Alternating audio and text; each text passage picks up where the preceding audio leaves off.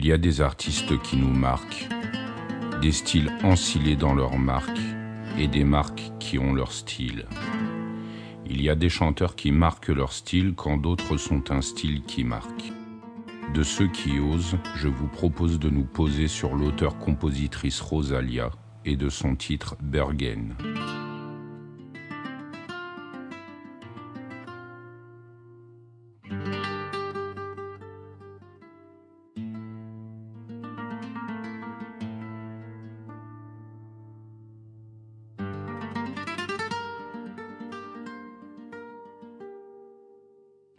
Si l'on regarde le Spotify de Rosalia, on s'aperçoit qu'elle se définit comme une artiste pop. Ce n'est pas un style que j'affectionne, tant l'aspect fourre-tout et mainstream ont pris le dessus. Bon, il faut dire que j'ai vu naître des groupes comme L5 ou Quadricolore et y associe volontiers la soupe rap que l'on peut nous servir sur les grandes radios.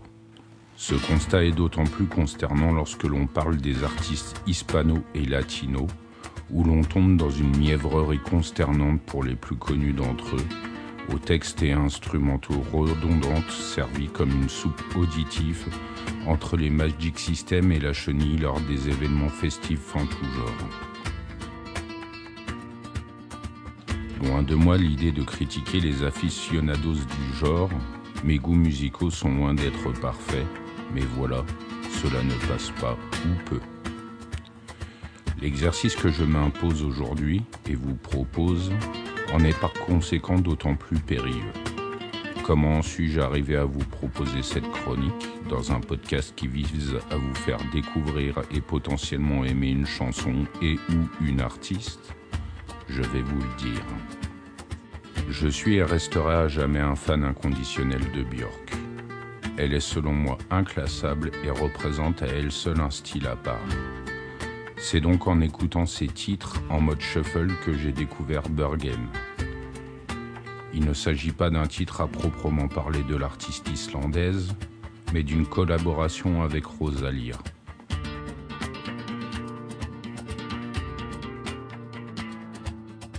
J'ai été dans un premier temps saisi par le caractère sacré de son interprétation, la puissance de sa voix et surtout par la mixité de ce titre mêlant musique traditionnelle et contemporaine, assez pour me pencher sur son parcours. Rosalia est une artiste espagnole qui puise les racines de son inspiration dans le flamenco, sa formation artistique initiale. Son premier album, Los Angeles, enregistré en 2016, est une pure inspiration de ce style, électrifiant l'auditeur de sa voix, accompagnée à la guitare, dressant un tableau obscur de la mort. Cet album très épuré nous envahit purement et simplement, faisant frissonner chaque atome de nos corps. Son deuxième album, El Malquerer, projet de fin d'études et enregistré en 2017, suit la même lignée. Elle tire son inspiration du roman occitan flamenca et collaborera avec des musiciens et amis espagnols.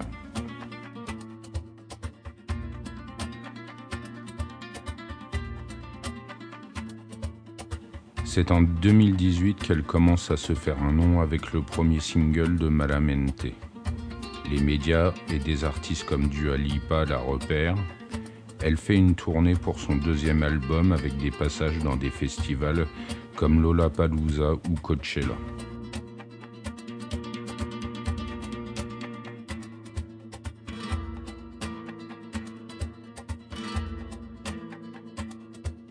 C'est en enregistrant ses troisième et quatrième albums, ainsi que des singles en collaboration avec des grands noms du milieu comme Bad Bunny ou Lisa des Blackpink, que son style pop se révèle, tranchant avec le côté plus traditionnaliste de ses précédentes productions, bien qu'elle se darde d'y conserver un style flamenco.